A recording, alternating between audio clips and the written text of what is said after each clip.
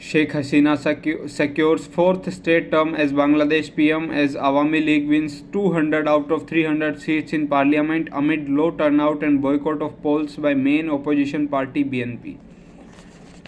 Kohli and Rohit return to India's T20 squad after over a year for home series against Afghanistan starting January 11.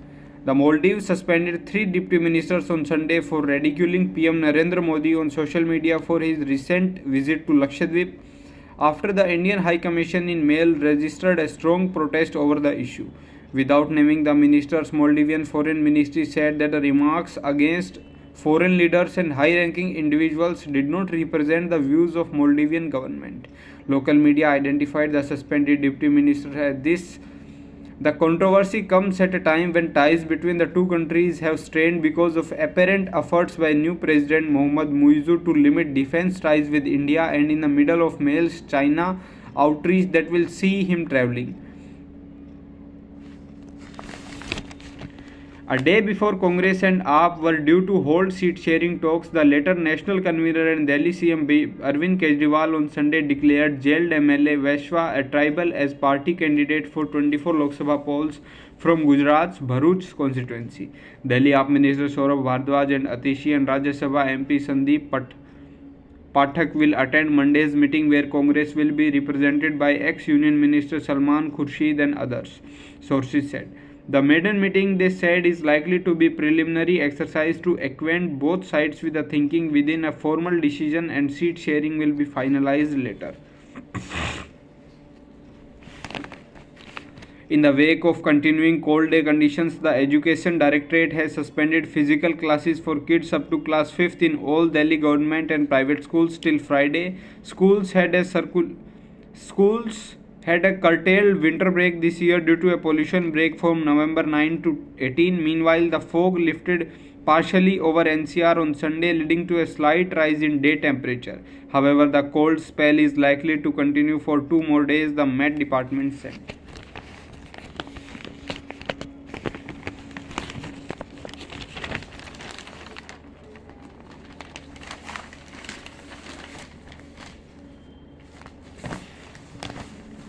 Nizamuddin, which is being projected as a future multimodal transit nerve center, is already grappling with jams and parking problems at the railway station.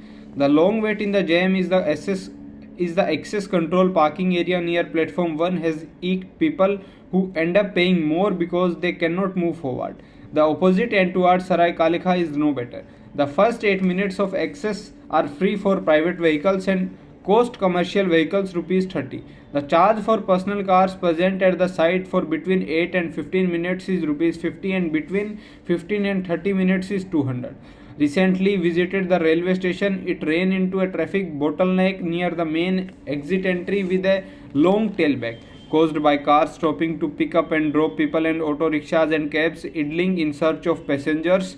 Not a promising sign for a station being promoted as a hub of multimodal integration with Delhi Metro, Sarai Kalikha Inter-State Bus Depot and the Regional Rapid Transit System.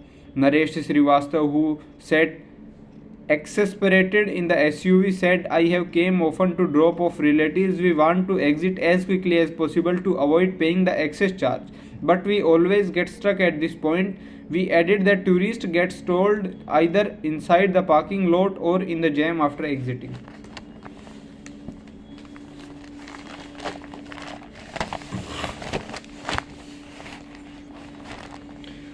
Delhi Jal Board has taken over the management of 11 common effluent treatment plants connected to industrial areas of Delhi. The basic purpose of having effluent treatment plants is to treat effluents released from industries.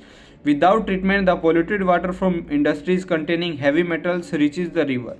Delhi Jal Board shall take possession and control all the 11 CETPs along with rising mains from the President General Secretary of the respective CETP societies on as is varies basis with the effect from the date of publication of the notification.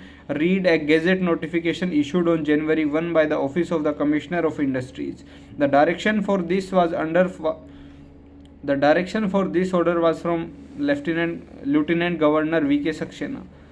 These plants have become an impediment in the way of cleaning the Yamuna. Till now, these were managed by private societies made of resident welfare associations in the industrial areas who gave voice to their reluctance on DJB's takeover of the management. There are 30 CTPs, but the plants of Narela and Bhawana are managed by DSS, this a government body, hence those were not included in the notification. In 2021, Delhi Pollution Control Committee imposed an environmental damage compensation of rupees 12 crore on 12 CTPs for not meeting environmental parameters. According to the analysis reported of DPCC, have been found not complying with prescribed effluent standards after repeated directions by DPCC. Delhi government has started preparations for the next budget with a thrust on environment this time, which will be through special funds for cleaner air and water, government sources said. The budget will be presented in February and is likely to be above rupees 80,000 crore. A senior official said water and air have to be priorities. A combined action plan will be prepared as Yamuna cleaning is not just the work of one agency. Different departments including environment, water, finance will sit together and review the past performances, and based on it a plan will be devised, he said. He said there has to be realistic timeline for treatment of sewage by Delhi, Haryana and UP, prevention of discharge containing phosphates, detergents and surfactants. Earlier quality reports by Delhi Pollution Control Committee have revealed that the water does not meet the safety standards on phosphate, dissolved oxygen and biochemical oxygen demand. The government would also focus on reducing air pollution. As senior officials said, more machines would be purchased from road sweeping and more anti-smoke guns would be deployed. The Environment Department has said mechanized sweeping should be done on 7,000 km of roads a day. Currently, the average road length where mechanical sweeping is done is 2,000 km a day. More than 90 high rises have been identified where anti-smoke guns would be placed. Chief Minister Arvind Kejriwal on Saturday postponed his scheduled visit to Gujarat by a day to preside over the first meeting for budget preparations.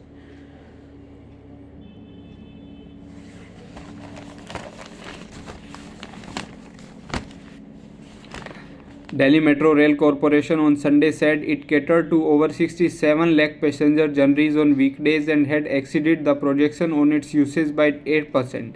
The Delhi Metro Rail Corporation has exceeded projected ridership by 8%, catering to approximately 67 lakh passenger journeys on weekdays. This kind of demand cannot be met by a bus system. The 392 km network established in just 2 decades has become integral of Delhi's infrastructure, remaining recognition of its social, economic and environmental contributions, Metro said. This data was shared in response to an article published on metro infrastructure in India in an international publication, The Economist. The extensive 392 km network and the multilateral benefits outlined in various studies showcase the positive contribution of Delhi Metro. Multilateral benefits of the DMRC, be it social, economic and environmental, has been verified by many studies. People admire it and demand its services all over Delhi, Anuj Dayal, Principal Executive Director Corporate Communication, DMRC said. According to Delhi Metro, an EPCA, a Environment Pollution Prevention and Control Authority report states that without an augmented public transport system, Delhi and other cities in India will not be able to combat toxic air pollution. The report states that Delhi Metro share in public transport is 30% of the total passenger kilometer in the city as compared to only 19% share of buses, DMRC said in the statement. Dayal further added that each mode has its specific characteristics. They should be assigned corridors depending on their suitability and effectiveness. They should be tactically planned in a way that they should complement instead of competing with each other. The use of mixed modes of public transport is a paramount requirement, especially in Delhi, which lead to a population of 32 million in 22 and is among one of the highly densely populated cities with a density of 18,000 people per square kilometer, the statement said.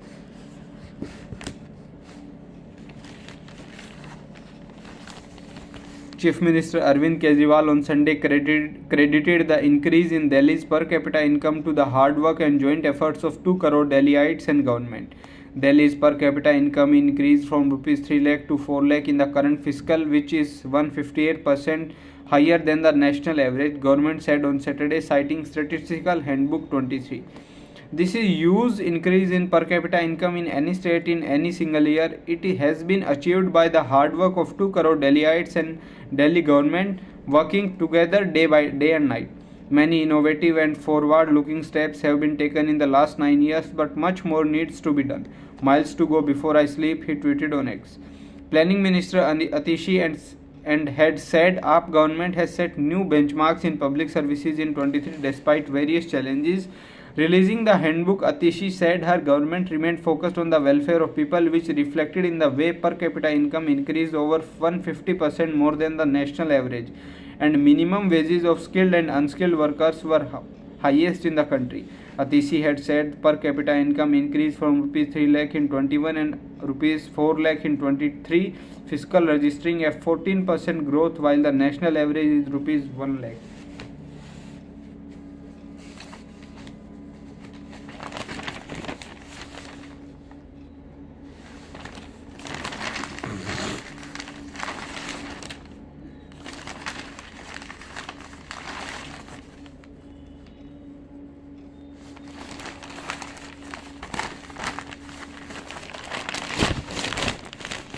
In what could potentially hit Maldives' tourism-dependent economy hard, there was a clamor in social media on Sunday to boycott the picturesque island and opt instead of Indian owns, following over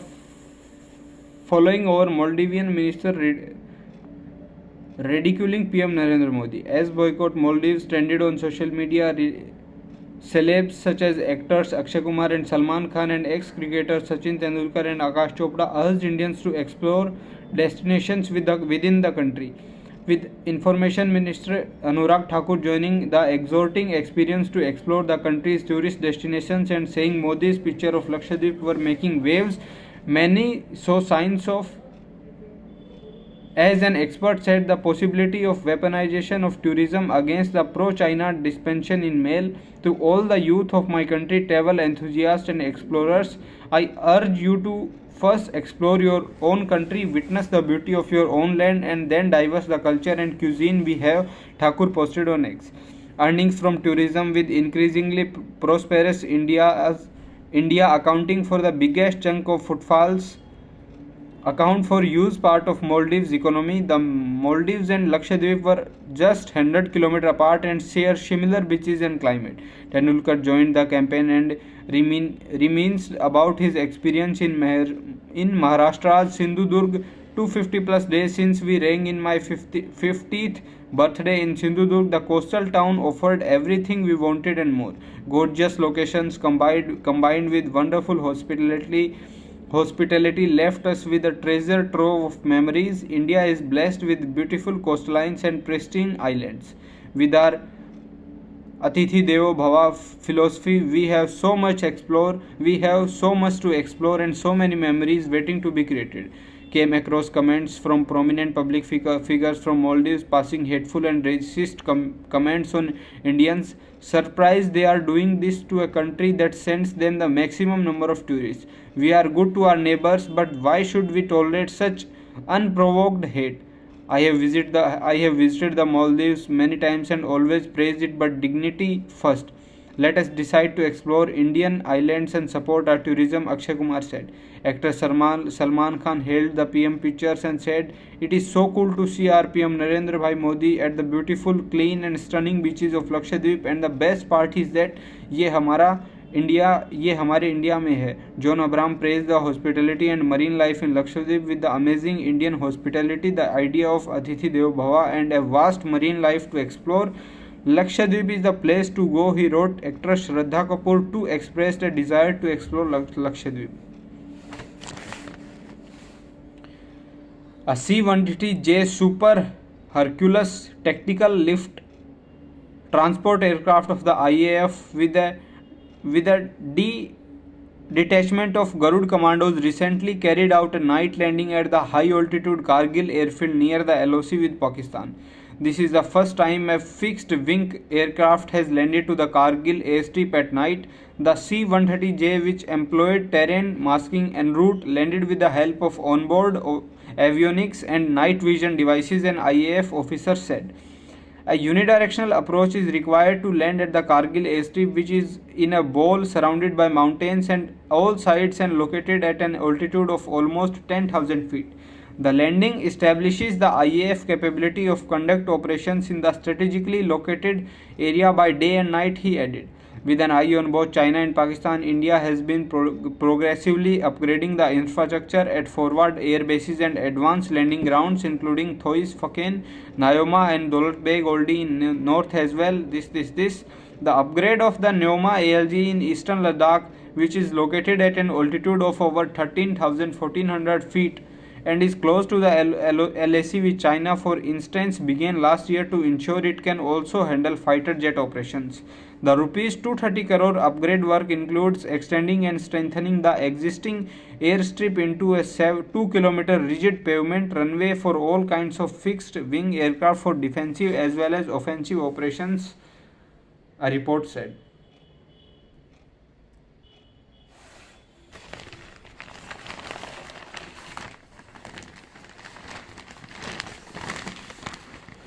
The Enforcement Directorate has accused TMC leader Shahjahan Sheikh for instigating a mob to attack the agency team so that he could destroy evidence from his residence and flee. The ED claimed Sheikh was present inside his house and locked himself in when its team went for a search in Sarberia village in North 24 Pragnas districts on Friday. The agency said it was trying to locate Sheikh, who is considered at accomplice of Bengal Minister Jyotirpriya Malik. The latter was arrested in a money laundering case related to the PDS scam and is in judicial custody. His mobile location at that time indicated that he was inside his house. The mob also snatched personal and official belongings of ED officials such as mobile phones, laptop, cash, wallets, the ED said. Sheikh is also being investigated for the alleged involvement in another scam of paddy procurement using forged documents with names of fake farmers in league with many cooperative societies. The agency said the accused were working for Malik and engaged in illegally claiming MSP on paddy besides their involvement in diversion of food grain meant for public distribution system. The ED is investigating more than 100 properties acquired by the accused, including those of Sheikh and Malik, with the proceeds of crime generated from the illegal paddy procurement and PDS scams. Several dummy companies were being run by Sheikh and on behalf of Malik that the ED was probing and had scheduled its searches at his residence in hope of recovering vital documents.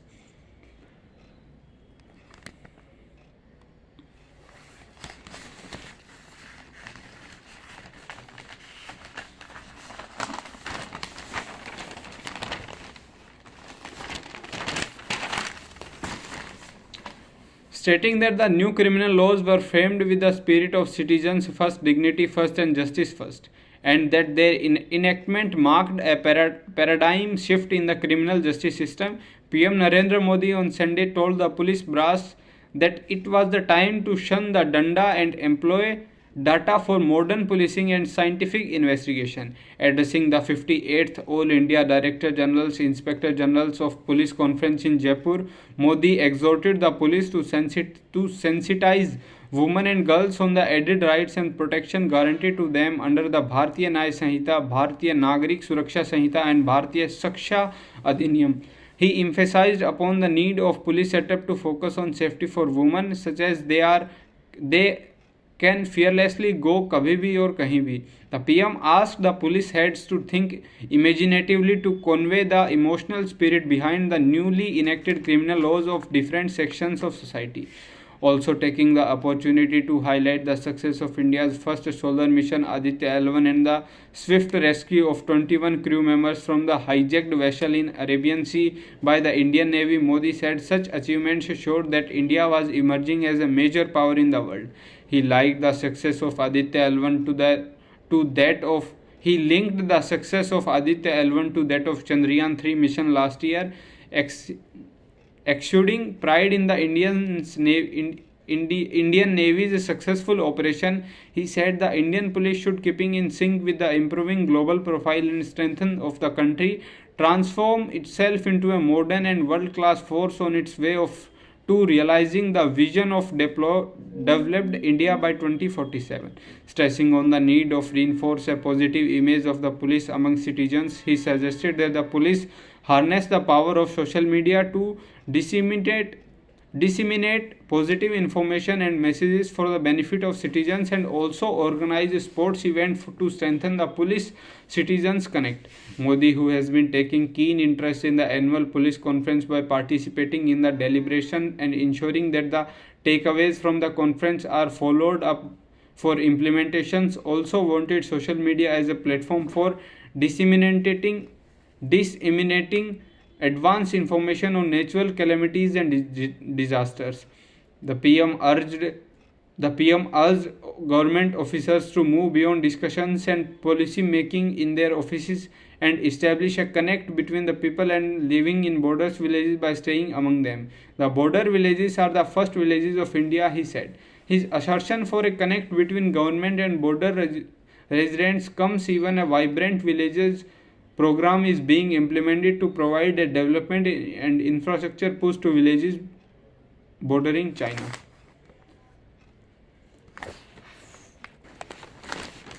India and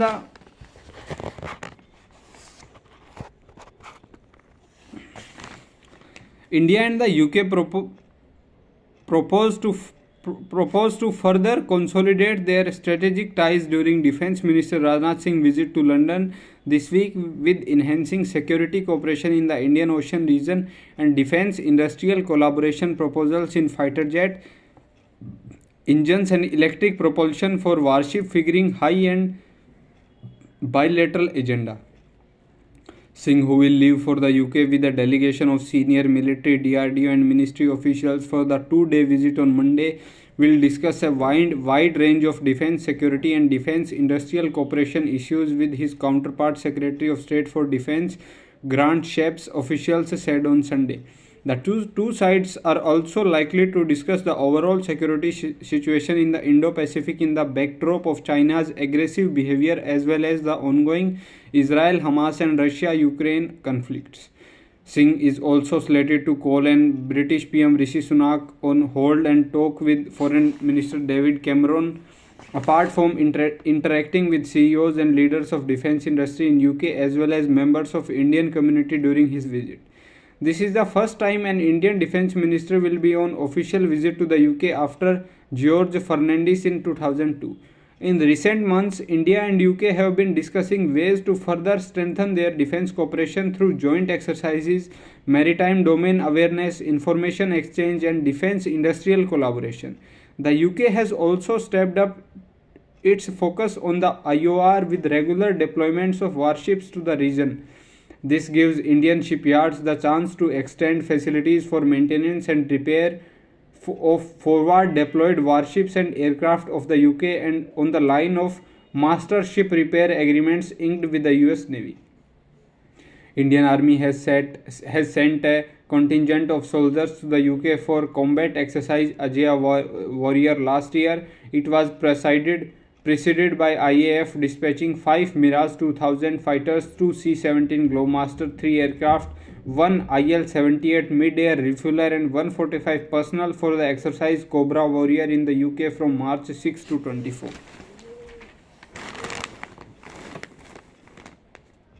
President Draupadi Murmu has recommended that the bill seeking special financial assistance to Bihar introduced by RJD lawmaker in Rajya Sabha A.D. Singh should be considered by Finance Minister Nirmala Sitharaman. Singh had introduced the bill as private member bill by the upper house in September, pushing a key demand of both RJD and JDU. Both the parties have been demanding special status for the state after the bifurcation over a decade ago, urging that Bihar has lost a significant amount of revenue to Jharkhand.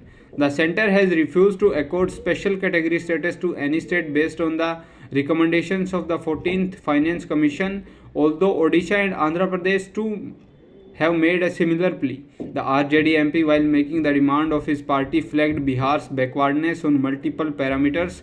After releasing the caste survey, Bihar CM Nitish Kumar had demanded a special status for the state, which, while arguing that there are over 94 lakh families with monthly income of up to rupees 600. 5 Lok Sabha MPs, including BJP Majumdar and Shiv Sena Sikrant Eknath Shinde, has been selected for the Sansad Ratna Awards announced on Sunday. The awards will be presented at a function here on February 17. BJP Sudhir Gupta, NCP, these are also selected for the awards. The Sansad Ratna Awards are presented annually to the top performing parliamentarians based on their performance, while the Sansad Maharatna Awards are presented once in 5 years for constituency in performance in Lok Sabha. Consistency in performance in Lok Sabha.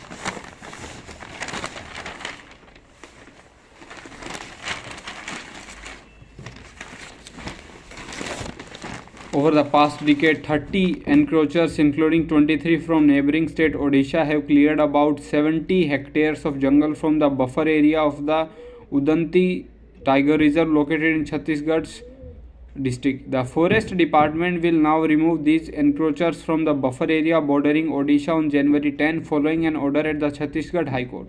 The court rejected the petition filed by the encroachers, who attempted to mislead the court by claiming that they had resided in the area for over 25 years and were entitled to forest rights patta. Among the 30 encroachers, 23 were from Odisha, who will two from this. The encroachment occurred in Tangaran village of the Tiger Reserve. Varun Jain, the Udanti Singhadi Tiger Reserve Deputy Director, said approximately 300 trees valued of rupees 50 lakh were felled by the encroachers over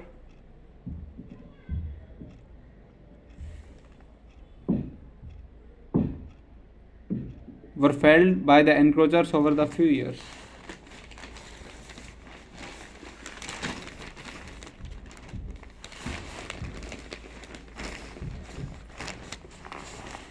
With the release of interview personality test schedule of the Union Public Service Commission Civil Services 23 and as many as 1000 candidates scheduled to appear for the exam, all eyes are on how to crack the personality test, which is now underway. To begin with, candidates must justify the credibility of their statements in the detailed application form DEF, which they need to mandatorily fill upon qualifying the UPSC mains, think on their feet while facing a board of 5 members, and keep abreast of current affairs. Typically, there are 6-7 such boards conducting interviews for different candidates simultaneously, with each candidate's interview lasting around 30 minutes to assess their sustainability for a career in the public services. Even though the interview round carries 275 marks out of total of 2025 on which the merit list is based, which last leg of the civil service exam is a crucial indicator of candidates' success. UPSC reports in the last few years reveal that there seems to be decline in the number of qualifiers in 22, wherein around 36% cleared out of total candidates in 21. The qualifiers were even more at around 41% out of these candidates. While in this. J.K. Dado, retired IAS officer who spent 35 years in the services after clearing the UPSC exam in 1982, says to cope with the rigors of the personality test, candidate must attend mock sessions as it helps them get practice on how they need to conduct themselves, acquaints them with the questions while offering advice on ways to correct themselves, be it their lack of proper diction or even a stammer which they might develop among articulating their thoughts. Since some of the coaching institutes provide free mock sessions, students are known to hop from one institute to another and end up attending as many as 15 mock sessions. The interviewers, who are mostly former civil servants or expert in their fields, tend to grill candidates in 3 categories at least: candidates' educational family background based on the DEF, their optional subject, and general knowledge.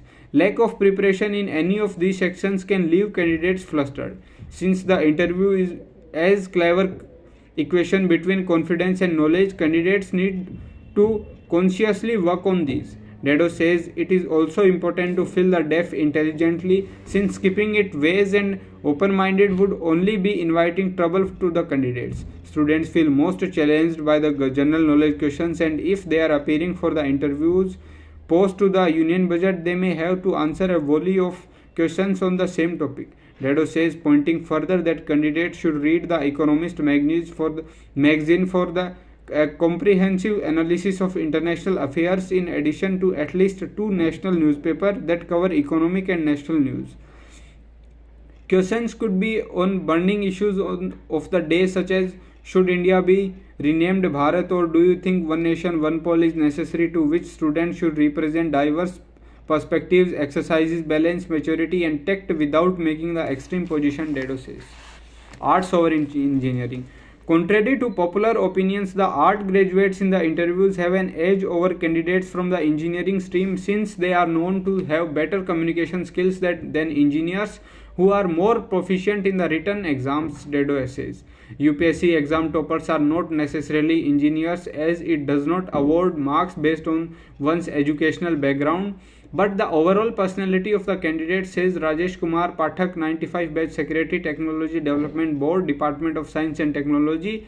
Apart from knowing their DEF well, students should update themselves about their home district, place of education and the government point of view on contemporary and seeming controversial matters, he added. Highlighting that for every IIT student who tops the civil services exam, there is a DU student to match. Sri Rangam Director Sri Rams IAS says the key parameters of selection go beyond the basic knowledge of a candidate to check whether he or she has the wisdom to be a part of the elite services. This is why even after intensive knowledge, approximately 6 or 10 students appearing for the interviews had a tendency of not qualifying, though they may have an average and above score in the UPSC mains. The pressure to perform well in short span can be intense, making it imperative for candidates to remain composed and articulate, saying Pranay Agrawal, Director IAS Gurukul. Over the years, the format of the personality test has undergone subtle changes to ensure a more comprehensive and holistic evaluation of candidates, he says, adding further that success in the interview is not solely dependent on whether a candidate comes from an urban metro or a small town. While candidates from urban areas might have greater access to resources and diverse perspectives, it does not automatically make them more adept at cracking the interview. Students from small towns often bring unique experiences and perspectives, and their challenges and triumphs can be equally valuable, Agrawal said.